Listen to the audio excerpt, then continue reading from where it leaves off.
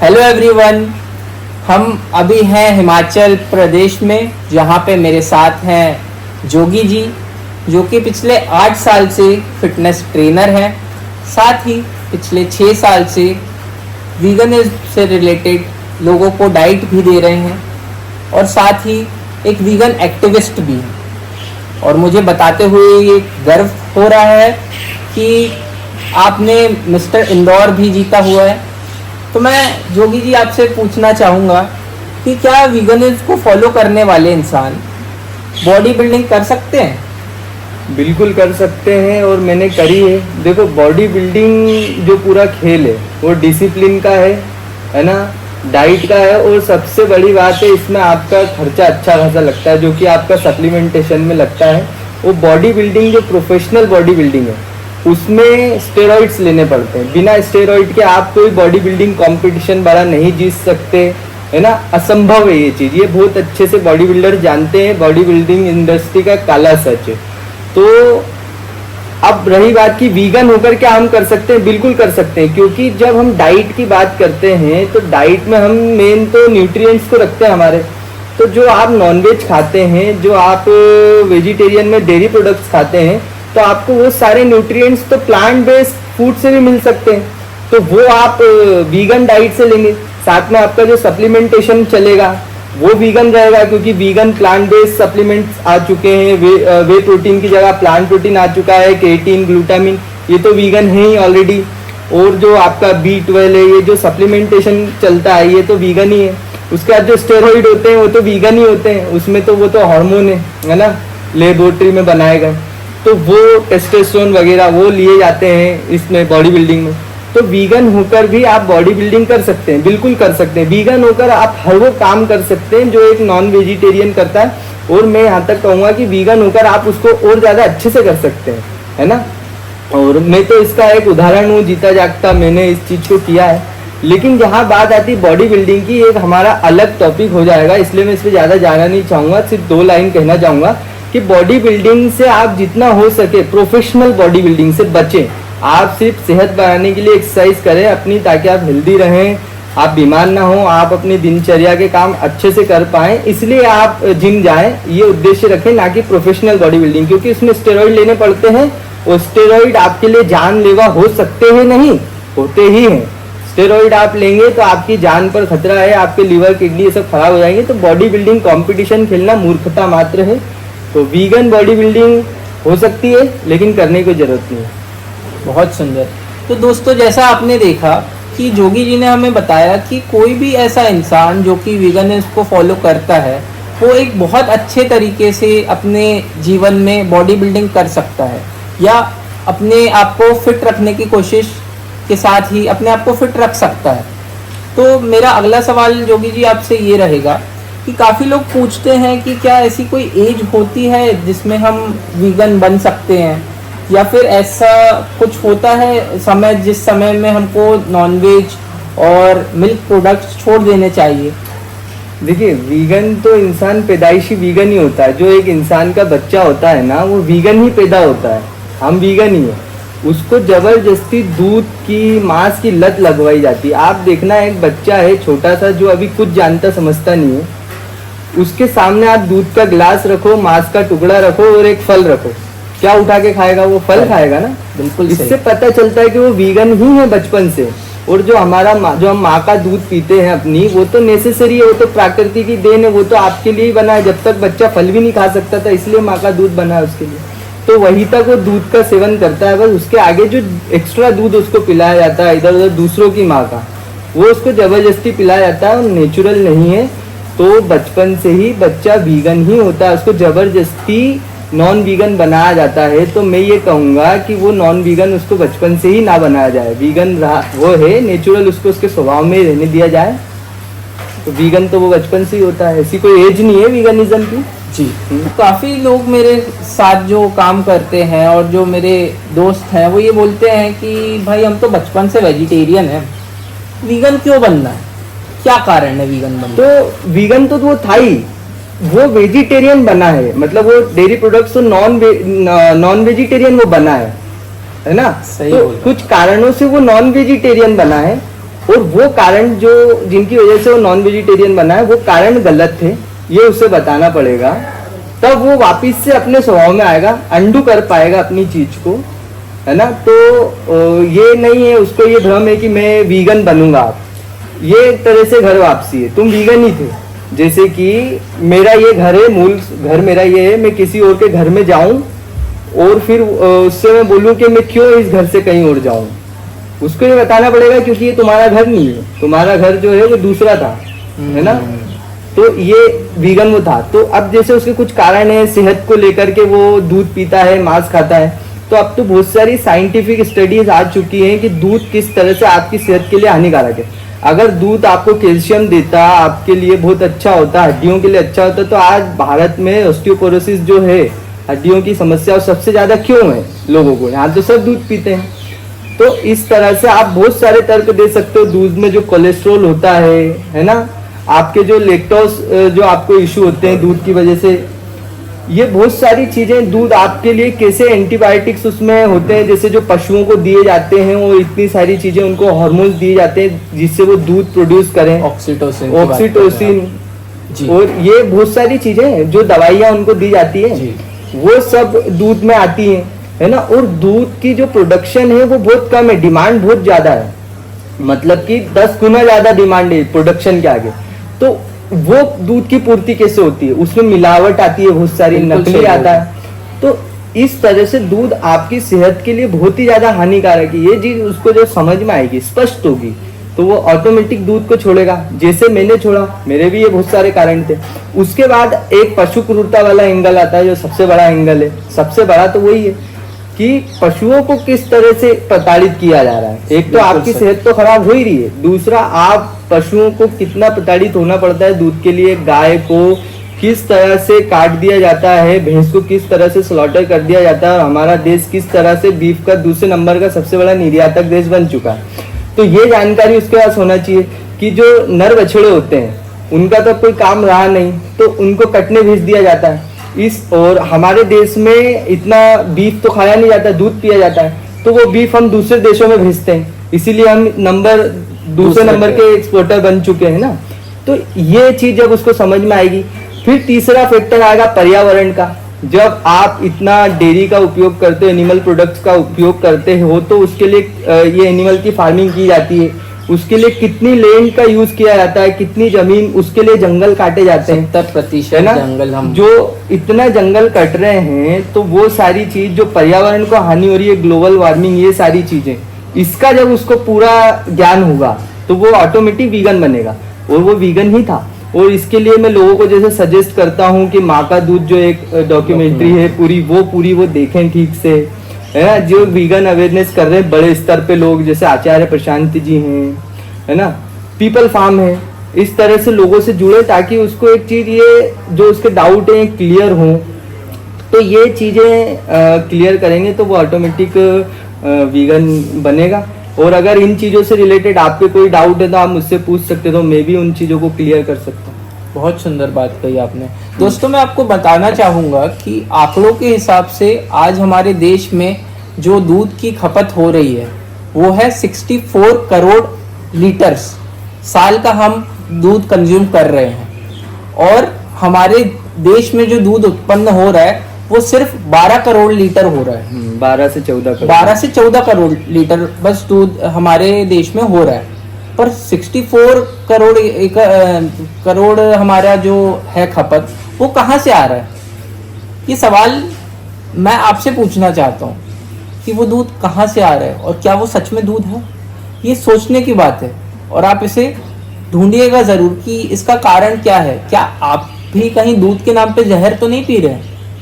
ये सवाल आप खुद से कीजिए, क्योंकि वो जो दूध आप पी रहे हैं ना, वो कहीं ना कहीं ऐसी जगह से आ रहा है जहाँ पे शोषण तो हो ही रहा है, वो आपको मानसिक तौर पे और शारीरिक तौर पे बहुत बीमार बना रहा है। तो आप सोचिए, क्योंकि शरीर आपका है और निर्णय आपको करना है। साथ ही मैं आगे बढ़ना चाहूँगा, जो कि जी काफ़ी लोग ये तर्क देते हैं कि हमारे पूर्वज दूध पीते आ रहे हैं, हमारे जो भगवान हैं, जो बहुत बड़े भगवान हम कहते हैं हिंदू धर्म में, जिनका बहुत नाम है, भगवान श्री कृष्ण, उन्होंने भी अपने बचपन में दूध पिया और उन्होंने माखन खाया। आप कैसे देखते हैं और इन लोगों को आप क्या कहना चाहेंगे जो ये कहते हैं, ये तर्क देते हैं कि कृष्ण ने अगर दूध पिया है, माखन खाया, तो हमें भी पूरा हक बनता है माखन और दूध पीने का? बिल्कुल, इस पर मैं ये कहना चाहूंगा, पहले तो मैं पूर्वजों की बात करता हूँ ना। देखो, पूर्वज तो बहुत कुछ किया करते थे। पूर्वज तो नंगे भी घूमा करते थे, पूर्वज तो जंगल में रहा करते थे, पूर्वज तो आग जला करके चीजें किया करते थे, है ना। तो पूर्वजों की तो होड़ नहीं करेंगे हम, क्योंकि पूर्वज तो बहुत सारी ऐसी चीजें करते थे। लेकिन हमने बस पूर्वज का दूध कॉपी क्यों कर रहे हैं? और सारी चीजें भी कॉपी करो, फिर शिकार करके खाओ, फिर जाओ जंगल में नंगे वो घास का वो पहन के घूमो, फिर पूर्वज ही बनना है। तो पूर्वजों का तो जो तर्क दे रहे हैं वो बड़े ही मूर्ख लोग हैं, है ना। और कई ऐसी प्रथाएं रही हैं जो बंद हुई। अब आते हैं हम भगवान पर। अब यही तर्क लेके आते हैं लोग कि जो हमारे शिव जी हैं वो क्योंकि भांग का सेवन करते थे तो हम भी करेंगे। और जो ये बोलते हैं कि भगवान कृष्ण ने भी भाई दूध पिया है तो हम भी पिएंगे। भगवान कृष्ण की अगर तुम्हें वो करनी है नकल, तो पूरी तरह से करो। सिर्फ लड़की पटाने में और दूध पीने में क्यों कर रहे हो? चीटी उंगली से उन्होंने पर्वत भी उठाया, तुम भी जरा उठा के दिखाओ। उन्होंने युद्ध भी किया, भगवत गीता भी कही। उनके मुखारविंद से जो भगवत गीता फूटी है, तुम्हारे मुखारविंद से क्या फूटता है हमें सब पता है ना। और तुम्हारे आसपास वाले लोग भी जानते हैं तुम्हारा क्या स्तर है, वो तुम भी जानते हो। बस तुमने श्री कृष्ण से दूध पीना सीखा। और जब श्री कृष्ण, मैं इसमें पहले भी बोल चुका हूँ कि श्री कृष्ण कभी भी दूध ऐसे नहीं पीते थे कि गाय के बच्चे को मरने भेज दिया और गाय के बच्चे को खींच के दूर बांध दिया और फिर गाय का दूध दुहे जा रहे हैं, उसके पांव बांध दिए हैं। जब श्री कृष्ण मुरली बजाते थे ना, तो गाय दौड़ी चली आती थी और उस मुरली की संगीत में, उस धुन में गाय दूध बहाना शुरू कर देती थी, ममता के वश, है ना। तो वो थे श्री कृष्ण। तुम उनकी होड़ करोगे, तुम्हें शर्म नहीं आ रही? इसलिए मैं ये तर्क को खारिज करता हूँ। और ये भगवान की होड़ हमें नहीं करनी चाहिए। हमें इंसानी बन के रहना चाहिए जो हम हैं वास्तव में। भगवान नहीं है हम, तो भगवान की होड़ ना करें कृपया। और ये बहुत ही मूर्खतापूर्ण बात है कि श्री कृष्ण दूध पीते थे। तो मैंने बताया ना, उस समय स्लोटर हाउस नहीं हुआ करते थे। उस समय आपका भारत जो है बीफ का दूसरे नंबर का निर्यातक देश नहीं था।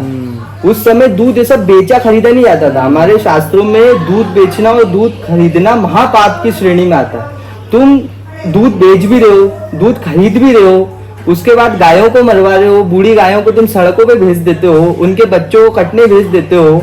हाँ, और तुम बोल रहे हो हम श्री कृष्ण की तरह दूध पी रहे हैं। तो मैं ऐसे लोगों से मैं क्षमा चाहूंगा, क्योंकि फिर आगे बुरा लग जाएगा इनको। तो जोगी जी, सबसे अच्छा तरीका आपके हिसाब से क्या हो सकता है कि वीगनिज्म का हम प्रमोशन कैसे कर सकते हैं आपके साथ? उनको क्लैरिटी दी जाए हर चीज के मुद्दे पर कि जो वो कर रहे हैं वो क्यों कर रहे हैं और वो किस तरह से गलत है। तो इसको बोला जाता है आध्यात्मिक रास्ता। ज्ञान पहुंचाकर उन तक और उस क्लैरिटी के माध्यम से उनको वीगनिज्म की ओर लेके जाया जाए। कुल मिलाकर उनको ज्ञान की ओर ले जाना है आपको। क्या बात? ज्ञान की ओर जब उनको आप ले जाओगे तो वीगनिज्म से होते हुए ही जाएंगे वो, है ना। क्योंकि जब आप चीजें होश में करते हो, है ना, जागरूक होके करते हो, तो खाना भी होश में खाओगे ना। कुछ भी तो नहीं खाओगे अटरम पटरम। तो सिर्फ वीगन ही नहीं, वो हेल्थ कॉन्शियस भी हो जाएगा, वो कॉन्शियस हो जाएगा, तो वो सारी चीजों को लेकर अवेयर हो जाएगा ना। तो उस रास्ते से हमको वीगनिज्म भी लोगों तक पहुंचाना है, हमें अध्यात्म लोगों तक पहुंचाना है। मुझे सिर्फ उसको ये बताना है, अगर सही तरीके से वो दूध छोड़ता है तो वो सही तरीका ये होगा कि मुझे उसकी जरूरत नहीं है। अच्छा, है ना जी। अगर मान लो कि कोई बोलता है कि आप उसको समझा रहे हो कि देखो उस बच्चे का दूध तुम छीन रहे हो, वो भूखा मर रहा है, लेकिन उसको अंदर अंदर ऐसा लग रहा है क्योंकि वो दूध मेरे लिए बहुत जरूरी है, तो वो बच्चे को ज्यादा महत्वता देगा या खुद को देगा? खुद को देगा ना। तो आपकी समझाइश व्यर्थ हो जाएगी, वो फिर भी दूध पिएगा। इसलिए जब हम लोगों को बताते हैं कि ये मर रहा है, वो मर रहा है, बच्चा मर रहा है, तो तुम क्यों दूध पी रहे हो फिर भी? क्योंकि वो बच्चे से ज्यादा इंपॉर्टेंट खुद को समझ रहा है, तो वो तो दूध लेगा, उसको क्या पड़ी है बच्चे की। और उसको आपको ये गहराई से समझाना पड़ेगा बाबू कि आपको जो दूध आप ले रहे हो ना, उसकी आपको जरूरत ही नहीं है। और ये भी समझाना पड़ेगा कि जब गैर जरूरी जो आप करते हो ना, वो आपके लिए बहुत ज्यादा नुकसानदायक होता है। भगवान बुद्ध से किसी ने एक बार पूछा कि विष क्या है, तो भगवान बुद्ध ने बोला कि जो गैर जरूरी है, जो आपके पास आवश्यकता से अधिक है, वो जहर है। तो ये चीज उसको समझानी पड़ेगी कि आवश्यकता से अधिक जो भी कुछ है वो जहर है ना। तो इससे आदमी सही मार्ग पे चलेगा, फिर उसके अंदर मिनिमलिज्म भी आएगा, वीगनिज्म भी आएगा, सारे गुण आएंगे। नहीं तो आपका ठीक है उसने दूध लेना बंद कर दिया, एक चीज इमोशनल होके किसी भी, आप मिनिमलिज्म कैसे लाओगे उसके अंदर? वो नहीं लाओगे तो दूध बंद कराने का क्या मतलब हुआ? वो तो प्रकृति पे वैसे ही अत्याचार तो कर ही रहा है। एक व्यक्ति वीगन है, 10 बच्चे पैदा कर रहा है, अपना खूब भोग कर रहा है, बड़ी बड़ी गाड़ियां खरीद रहा है, तो वो तो इनडायरेक्टली जानवरों की हत्या कर रहा है ना। स्पीशीज पूरी खत्म होते जा रही है ना, जंगल कटते जा रहे हैं ना। ये मिनिमलिज्म कहाँ से आएगा? तो फिर क्या मिनिमलिज्म के लिए अलग से ज्ञान देने जाओगे क्या उसको? नहीं ना। दूसरी चीज के लिए अलग से देने जाओगे क्या? नहीं ना। वो आपको मारेगा फिर कि ये हर मैं जो करता हूँ उसमें उंगली करता है आके। इसलिए उसको टॉर्च दो, उसको जगह जगह मत बताओ कि देख वहां गड्ढा है, वहां संभल के चलना, वहां गड्ढा है, वो फ्रस्ट्रेट हो जाएगा। उसको बोलो ये ले टॉर्च, आप जहां जाना है वहां जा। तो उसको अध्यात्म दो, उसको आत्मज्ञान दो, उसको रोशनी दो, उससे वो सब ठीक हो जाएगा उसका ऑटोमेटिक, वो भी प्रसन्न हो जाएगा, आप पर निर्भर भी नहीं रहेगा फिर, है ना। उसकी अपनी टॉर्च अपो दीपो हो, उसको उस स्टेज तक लेके जाओ। तो जोगी जी, ऐसा जितना मेरे को पता है, ऐसा हमारे इंसानों के अलावा तो कोई और जीव नहीं है जो कि किसी और की माँ का दूध पीता हो। तो ऐसा इंसानों को कहाँ से ये उनके मन में आया कि इस जीव का दूध हमें लेना चाहिए और हमें भांति भांति की चीज़ें बनानी चाहिए? देखो, जब इंसान के अंदर वही होता है ना, दुनिया से कुछ लेने का, खसोटने की इच्छा, कुछ बचाने की इच्छा, जब दुनिया से लेन देन का रिश्ता होता है ना इंसान का, तो वो रिश्ता ही ये होता है कि कुछ ले लिया जाए, इसके बाद जो है वो ले लिया जाए। तो उनने जब जानवरों को देखा, गाय को देखा, तो उनने देखा भोला पशु है, इसका दूध ले लिया जाए। दूध बच्चा पी रहा, हम भी पी के देखते हैं, पी के देखा, अच्छा लगा, उसके कुछ उन्होंने बेनिफिट्स भी देख लिए, बल बढ़ गया, उनको लगा कि नहीं ये पौष्टिक भी है। उस समय जो देसी गायों का दूध है उसकी बात कर रहा हूँ, एकदम नेचुरल, वो लिया उन्होंने। तो बस वो उन्होंने शोषण करना स्टार्ट कर दिया, और क्या वहाँ से खींचना दूध, तो वो पालना शुरू कर दिया गायों को। तो ये दिमाग में आना तो वही है कि चीज़ों से कुछ ले लें, कुछ प्राप्त कर लें। तो हर चीज़ से इंसान लेना चाहता है कुछ ना कुछ, रिश्तों से भी यही करता है। तो गाय को कैसे छोड़ देगा और किसी पशु को कैसे छोड़ देगा? सबसे ले रहा है। जिससे दूध नहीं ले पाया उसका मांस ले लिया। तो उसका तो यही है, मतलब उसकी विचारधारा ही, कैसे कुछ ले लिया जाए। आपका कहना तो बहुत सही है, पर इस पे काफ़ी लोग ये एक सवाल उठाते हैं कि हमारे अकेले वीगन बनने से क्या हो जाएगा? ऐसा कौन सा बड़ा परिवर्तन आ जाएगा दुनिया में कि हिंसा ही बंद हो जाएगी?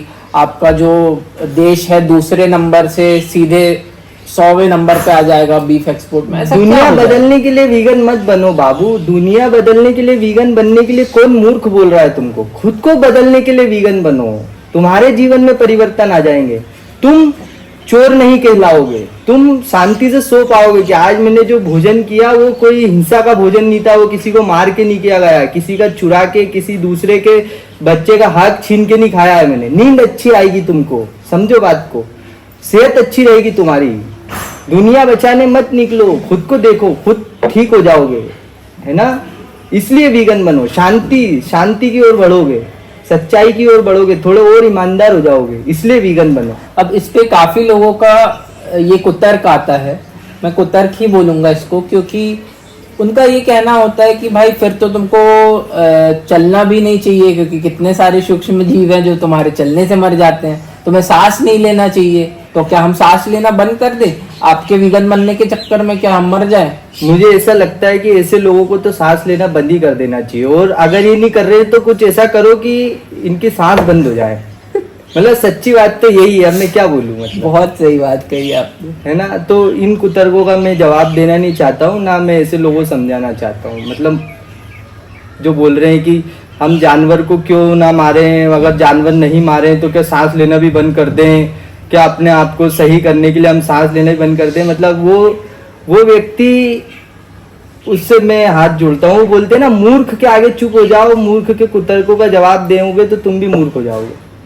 इसमें ये क्या बात होती है? सोचो आपकी कोई बोल रहा है आपसे कि देखो, जब तुम चोरी करते हो तो खुद तुम अपने आप में चोर बन जाते हो अपनी नजरों में। तो चोर बनकर जियोगे तो अच्छे से नींद आएगी क्या? नहीं ना। शांत रह पाओगे क्या? नहीं ना। तो अपनी शांति के लिए चोरी करना छोड़ दो। तो फिर वो बोल रहा है तो क्या मैं सांस लेना भी छोड़ दूं? मतलब ये कहाँ से उसने उसको बैठाया, उस चीज को उससे कैसे उसको अलाइन करा, मैं नहीं जानता। मतलब उसकी मूर्खता को मेरा प्रणाम। अगला प्रश्न लेते हैं। उससे पहले मैं आपको ये चीज़ पूछना चाहूँगा कि काफ़ी ऐसी संस्थाएं हैं जो कि अब ये वीगनिज्म के कॉन्सेप्ट पे आना चालू हुई हैं, धीरे धीरे इसमें प्रगति भी हो रही है। तो कौन से ऐसे बड़े कदम हो सकते हैं आपके हिसाब से जो कि एक इंसान के अंदर वो भावना डाल दे कि आप ये परिवर्तन अपने अंदर करोगे तो हो सकता है आपका एक कल्याण हो? क्या वो सिर्फ एक वीगनिज्म की परिभाषा में आप कहोगे, या फिर ऐसी बहुत सारी चीजें हैं जो उससे वीगनिज्म के अलावा भी करनी चाहिए अपने जीवन में? नहीं, देखो बहुत सारी चीजें करने की जरूरत नहीं है। सिर्फ वीगनिज्म से भी कुछ नहीं होगा कि वीगनिज्म की अवेयरनेस से कुछ होगा। कल्याण तो एक ही चीज में है, स्वयं को जान लेने में। और जो भी लोग इस तरह का प्रयास कर रहे हैं जिससे व्यक्ति का ध्यान स्वयं की ओर जाए, आत्म की ओर जाए, वही है उसका कल्याण, उसी में है। तो जो संस्था, जो लोग इस तरह का काम कर रहे हैं, जो पुस्तक इस तरह का उसको मदद कर रही है, वही पुस्तक उसका कल्याण करेगी, वही व्यक्ति उसका कल्याण करेगा और वही संस्था उसका कल्याण करेगी। बाकी तो मुझे लगता है सब पाखंड है और सब किसी ना किसी मान्यता या किसी ना किसी उससे संचालित है, मतलब अपने ईगो से ही संचालित हैं चीज़ें। तो वो ईगो को ही बढ़ाएंगी और वो आत्मज्ञान की ओर तो क्या ही ले जाएंगी। तो कल्याण तो सिर्फ स्वयं को जानने में। बहुत सुंदर बात कही आपने। और इसी के साथ मैं आपको तो ये काफ़ी समय हो गया, आप रॉबिन जी के साथ काफ़ी समय से काम कर रहे हैं और ऐसे बड़े बड़े कुछ नाम हैं जिन्होंने वीगनिज्म को लेके काफ़ी प्रचार किया। और सिर्फ वीगनिज्म ही नहीं, काफ़ी ऐसी इंसानों की ऐसी काफ़ी चीज़ें हैं जिसमें सुधार की गुंजाइश अभी भी बाकी है और मनुष्य के लिए वो काफ़ी सालों से कार्यरत है। एक उसमें से बहुत ही ज़्यादा गहरा नाम है आचार्य प्रशांत, जो कि काफ़ी समय से वीगनिज्म के साथ साथ ही जीवन शैली के ऊपर काम कर रहे हैं। आपको कैसी अपनी जीवन शैली रखना चाहिए, आपको कैसे अपनी सारी चीज़ें रखनी चाहिए, उस पर ये कार्यरत है। तो आप इनके बारे में क्या कहना चाहेंगे? पहले तो आपने आचार्य प्रशांत जी का नाम बाद में लिया, लेकिन मैं पहले उनकी बात करना चाहूँगा कि कैसे क्या करना चाहिए। इस पे आचार्य प्रशांत जी बिल्कुल काम नहीं कर रहे हैं कि कैसे आपकी जीवन शैली हो या कैसे आपको क्या करना चाहिए। आचार्य प्रशांत जी इस पर काम कर रहे हैं कि आपको वो काम क्यों करना चाहिए, है ना। वो यही है मेन और गहरा मुद्दा, आप समझ रहे हो।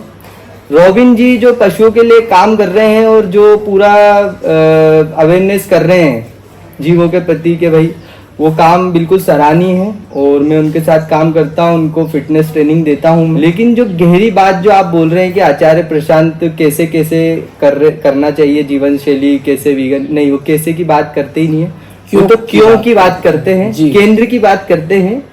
और वही सबसे ऊंचा काम है इस दुनिया का जो वो कर रहे हैं। बहुत सुंदर।